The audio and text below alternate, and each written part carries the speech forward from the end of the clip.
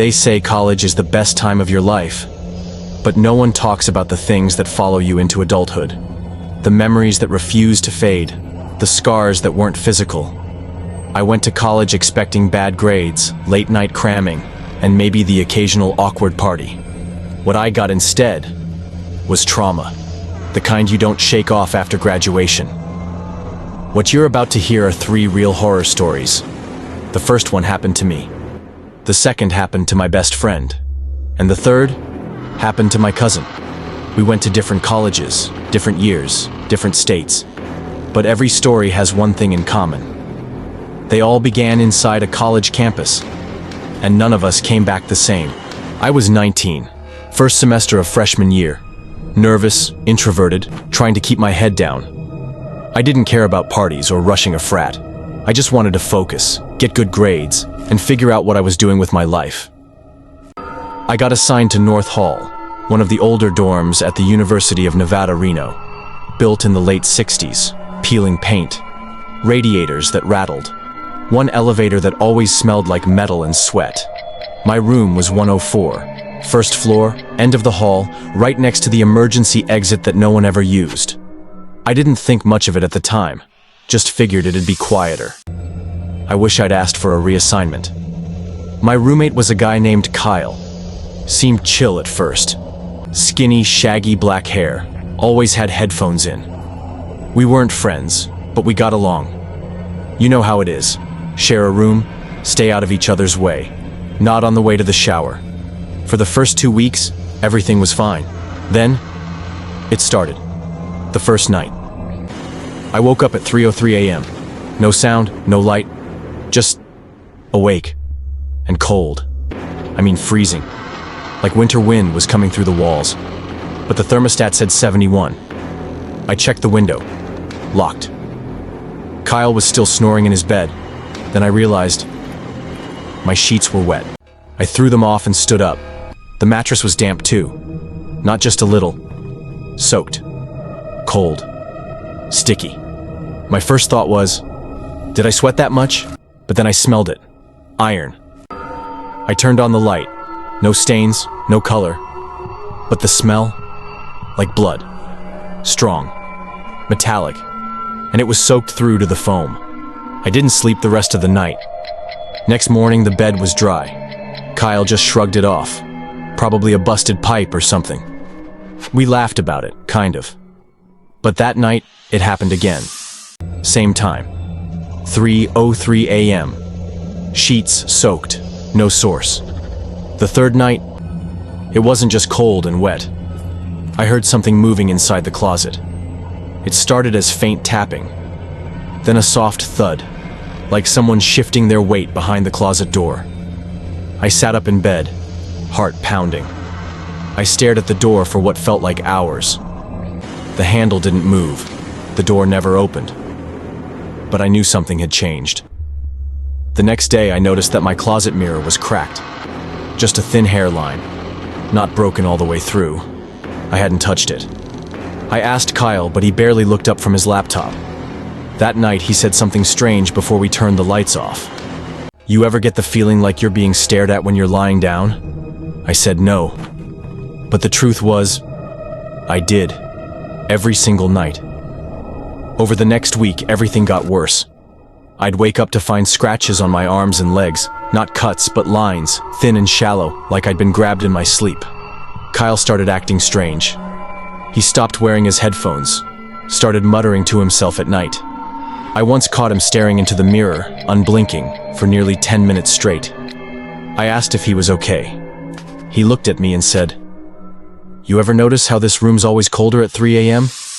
Even when the heater's on?" That's when I knew I wasn't imagining it. I started noticing shadows moving when nothing else did. Not in my peripheral vision, but right in front of me, like the lighting in the room would glitch for a second. I once caught my own reflection in the mirror, smiling when I wasn't. I stopped looking in the mirror after that. I decided to record one night, set up my phone on the desk, angled it to capture both beds. When I checked the footage the next morning, most of it looked normal. Kyle tossing, me snoring. But at 3:03 a.m., the screen flickered. Then, I sat up in bed, in complete silence. I stared at Kyle's bed for a full minute. Then I stood, walked toward the closet, and stepped inside. The closet door closed behind me. No sound. No movement for 10 full minutes. Then I walked back out, climbed into bed, and laid down. I never remembered any of it. I showed Kyle the video. He looked like he wanted to throw up. He didn't say a word, just packed a bag and left.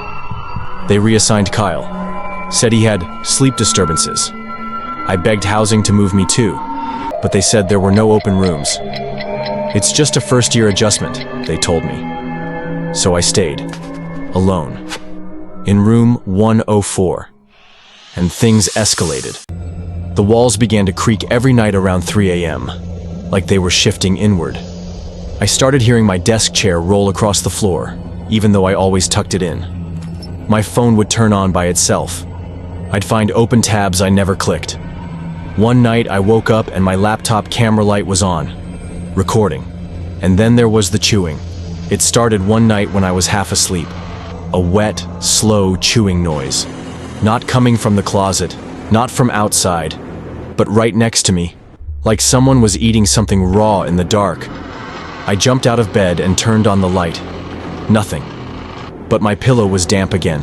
The metallic smell was back. I didn't sleep again that night. That was the last straw.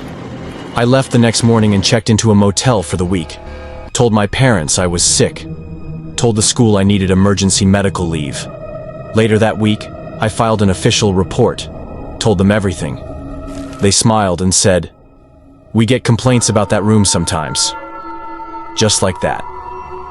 They moved me to another building. Never followed up.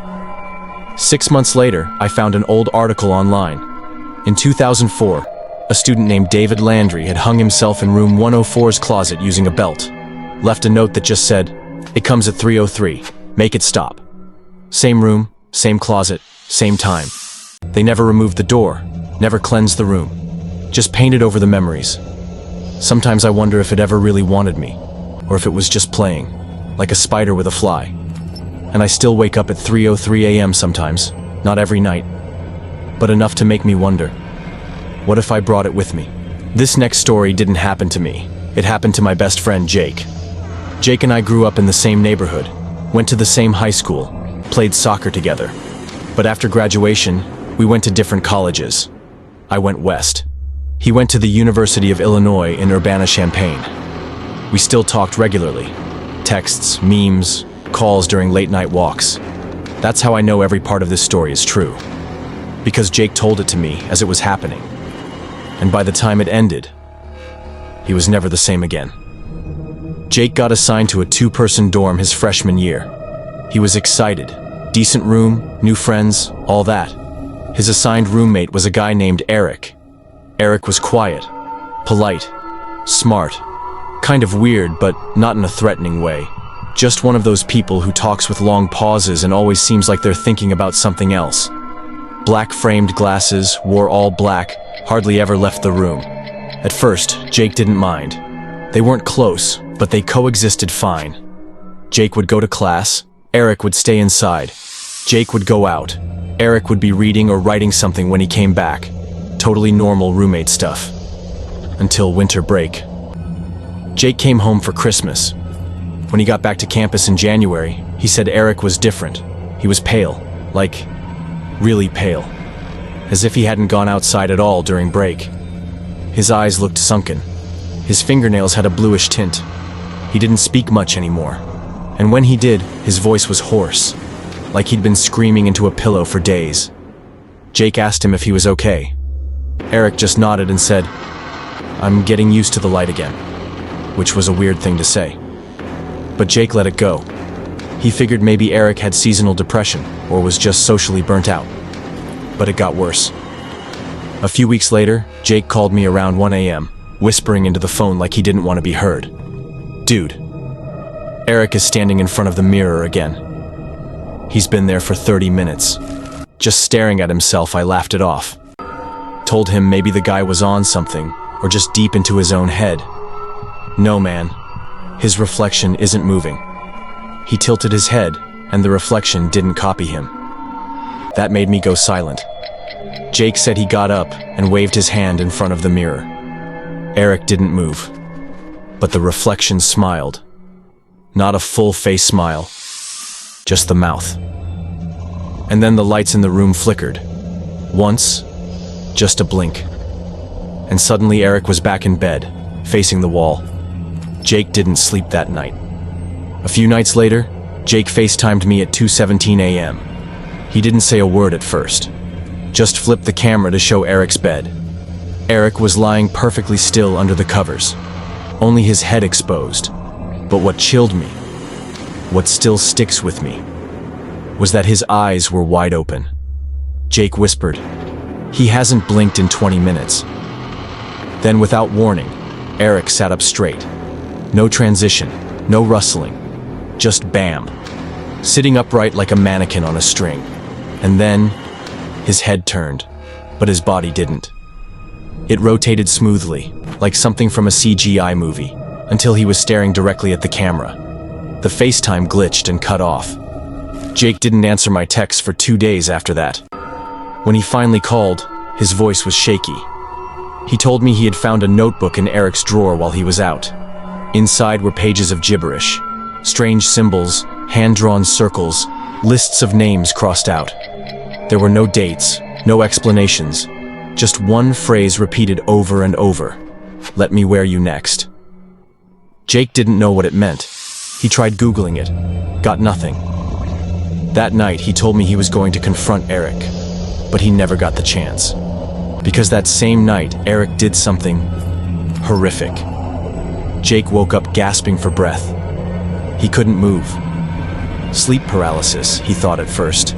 He was flat on his back, completely paralyzed, staring at the ceiling. And Eric was standing above him. No expression, just watching. Then, without blinking, Eric climbed on top of him, straddled him, knees on either side of Jake's chest, and leaned down. He didn't speak. He didn't breathe. He just stared into Jake's eyes. Jake told me later it felt like he was suffocating, not from the weight, but from something else. Like his body was being vacuumed from the inside out. Then Eric opened his mouth, and something started to come out. Jake said it wasn't a voice, it wasn't words, it was a sound he felt more than heard. Like a pressure in his skull, a droning that made his nose bleed instantly. He blacked out. Jake woke up in the student medical center. His RA had found him unconscious on the floor of his dorm, bleeding from the nose and ears. They told him Eric was gone. He had officially dropped out. No explanation, no forwarding address, just packed his things and left campus. Jake insisted they check the surveillance footage from the hallways. They said there was no record of Eric leaving the building. Jake showed them photos, selfies of them together, videos, Snapchat memories. But something was wrong. In every photo he had, Eric's face was blurred, not like a bad camera blur, but deliberately smudged, like someone had erased his features with editing software, even the videos.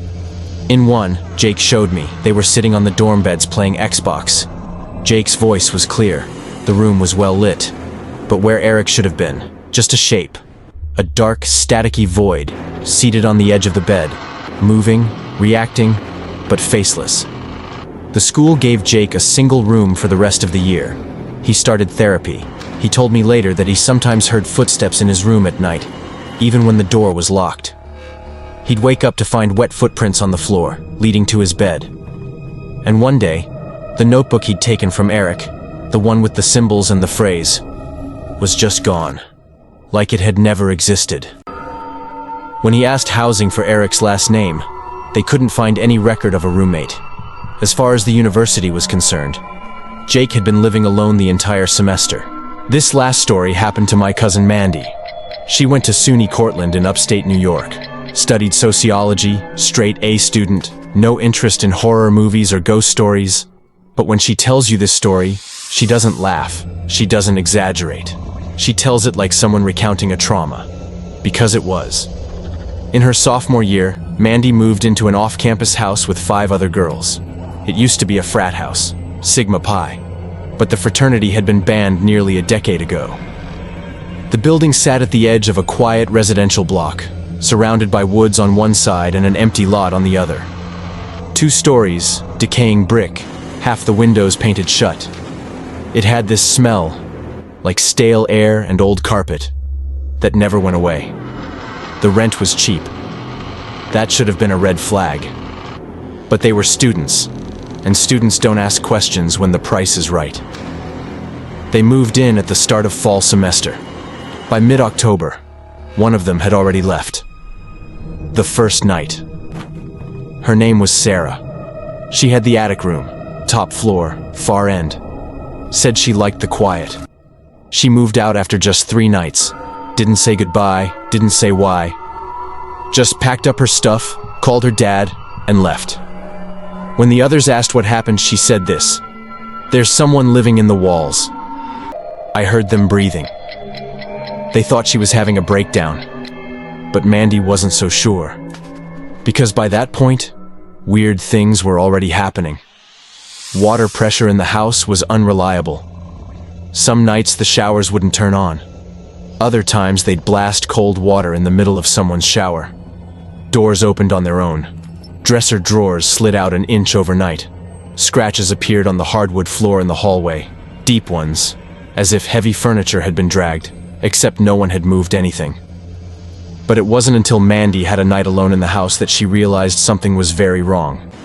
It was a Friday night. Everyone else had gone to a party.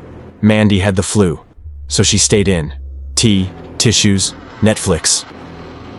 Around midnight, while she was brushing her teeth, she saw movement in the bathroom mirror. She turned around, thinking someone had come home early.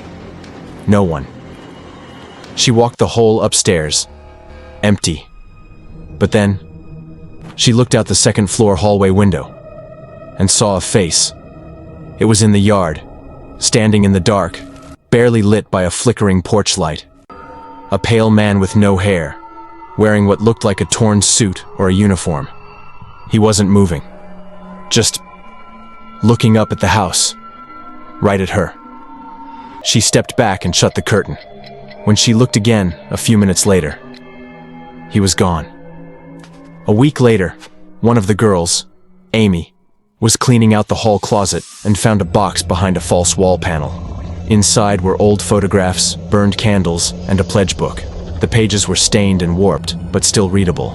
Most of it was what you'd expect: names, dates, drunk confessions.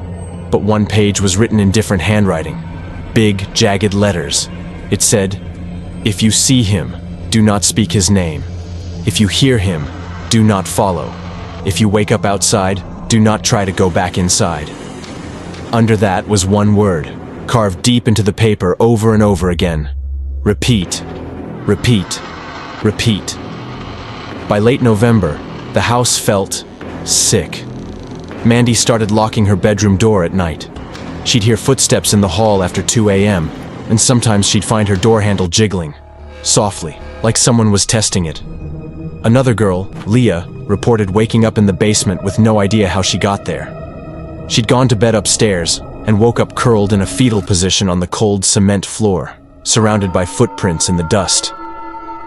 A week later, Leah left the house for good. She refused to explain why. She just cried and said, "It doesn't want all of us. Just enough."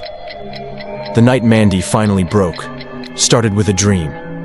She dreamed she was standing in the upstairs hallway, staring down the stairwell. The walls were breathing, expanding and collapsing like lungs. She walked toward the stairs, but her legs didn't move. And then she woke up, standing in the hallway, not in bed, not in pajamas, fully dressed, jacket, shoes, hair wet. She checked her phone, 4:07 a.m. Then she noticed her window was open, even though it had been nailed shut when they moved in. She ran to the bathroom. Her face looked pale and bloated, like she'd drowned. Her eyes were bloodshot. She didn't recognize herself. And behind her, in the mirror, she saw it again. That same bald man standing in the hallway, unmoving, watching. She turned around. Nothing there. But when she looked back, the mirror was cracked down the middle. Mandy left that morning, moved in with a cousin off campus, took a lower GPA just to avoid that house. 2 months later, the university permanently condemned the building after 2 freshmen went missing during a frat party hosted by some local guys. They were never found. The building was boarded up and sold to a private developer, who bulldozed it the following year. But before demolition, a maintenance worker took photos of the basement for insurance records. In the photos, you can clearly see something drawn into the concrete walls. A name, over and over again. Emory. Emory, Emory. They never figured out what it meant. Mandy says she still dreams of that name sometimes. And sometimes, when she looks in a mirror after 4 a.m., she sees her reflection blink just a little too slow. 3 different stories, 3 different people. Same outcome. You don't forget what it feels like to wake up and not know where you are. Or to find yourself staring at something that shouldn't exist. Some people think college is just about books, parties, and mistakes. But sometimes you walk into something deeper. Older. Something that doesn't care about your GPA, whatever these things are. They don't haunt buildings. They haunt memories. And if you're still listening, maybe now they haunt you too.